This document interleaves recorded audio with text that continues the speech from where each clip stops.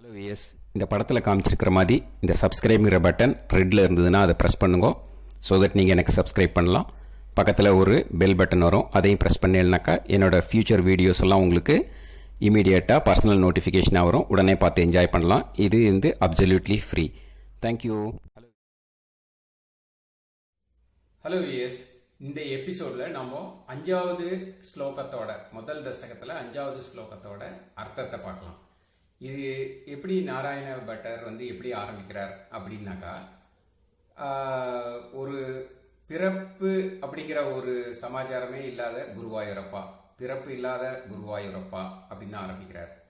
அதுக்கப்புறம் என்ன சொல்றார், எந்தவித செயலும் இல்லாதவர் அந்த குருவாயூரப்பன் அப்படின்னு சொல்லிட்டு, எந்த காரணமும் இல்லாமல் அந்த மாயை அப்படிங்கிற அந்த இதை தன்னோட கட்டுப்பாட்டில் வச்சிருக்கார் அப்படிங்கிறார். அவர் எப்படி அதை தன்னோட கட்டுப்பாட்டில் வச்சிருக்கார் அப்படின்னாக்கா, அந்த மாயை அந்த குருவாயூரப்பனோட கடைக்கண் பார்வையிலேயே அது அந்த மாயை அப்படிங்கிறது இயங்கிறது. மாயையான சக்தி கடைக்கண் பார்வையாலேயே இயங்குகிறது அப்படிங்கிறத சொல்றார். இதுக்கு நிறைய எக்ஸாம்பிள் சொல்லலாம். அவர் அந்த நாரதர் கிருஷ்ண பரமாத்மாவுக்கு நிறைய மனைவிகள் உண்டு. ஒருத்தரை சமாளிக்கிறதே பெரும்பாடா இருக்கு இந்த காலத்துல. அவர் நாரதருக்கு ஒரு ஆசை, எப்படி கிருஷ்ணர் எல்லா மனைவியும் திருப்திப்படுத்துறாருன்னு பார்க்கணும் அப்படின்னு சொல்லிட்டு போறார். போய் பார்த்தா ஒரு இடத்துல ஒரு மனைவி அவருக்கு பரமாறிட்டு இருக்கார் சாப்பாடு. பார்த்தா ஓகே, சந்தோஷமா இருக்கார் கிருஷ்ணர் பரமாத்மா அப்படின்னு சொல்லிட்டு. இப்போ இன்னொரு இடத்துல போனால் நல்லா திட்டு வாங்கிட்டு இருக்க போறார், அந்த மனைவி நல்லா கோச்சிட்டு இருக்க போறா அப்படின்னு நினைக்கிறா. பட் அங்கே போனாக்கா அங்கே அவளுக்கு பணிவிடை செஞ்சுட்டு இருக்கார், அவளை ப்ளீஸ் பண்ணிட்டு இருக்கார். இன்னொரு இடத்துக்கு போறாரு, அங்கே அந்த இடத்துலையும் கிருஷ்ண பரமாத்மா இருக்கார். ஸோ இப்படி எல்லா இடத்துலையும் கிருஷ்ண பரமாத்மா நிறைஞ்சிருக்கார். அந்த மாயை அப்படிங்கிறத தன்னோட கட்டுப்பாட்டில் வச்சுட்டு எல்லாரையும் திருப்திப்படுத்திட்டு இருக்கார். இந்த மாதிரி நிறைய சமாச்சாரங்களை நம்ம எடுத்துக்காட்ட சொல்ல முடியும். அந்த மாயை தன்னோட கடைக்கண் பார்வையாலேயே இயக்கின்னு இருக்கார் அப்படின்னு சொல்றது. அப்புறம் அந்த மாயை தன்னோட தன்கிட்டே லயம் அடைஞ்சிருக்கு அப்படிங்கிறார். தன்கிட்டே அந்த மாயை லயம் அடைஞ்சிருக்குனாக்கா அவரோட கட்டுப்பாட்டிலேயே அது இருந்துட்டு இருக்கு அப்படிங்கிறத. அது எப்படி எந்த காலம் வரைக்கும் அந்த மாதிரி இருந்தது அப்படிங்கறத நீங்க பார்த்தீங்கன்னாக்கா, அது த்வீபரார்த்த காலே அப்படின்னு சொல்றாரு. அது ஒரு டேர்ம் த்வீபரார்த்த காலே அப்படின்னு இருக்கு. அந்த த்வீபரார்த்த காலே அப்படின்னாக்கா அது பிரம்மனோட ஆயுச குறிக்கிறது. ஒரு பரார்த்தம் அப்படின்னு வந்தாக்கா அது பிரஜாபதி அப்படின்னு சொல்லிட்டு ஒரு ஃபர்ஸ்ட் ஹாஃப் ஆஃப் த பிரம்மனோட லைஃப். ரெண்டாவது வராக கல்பா அப்படின்னு பேரு.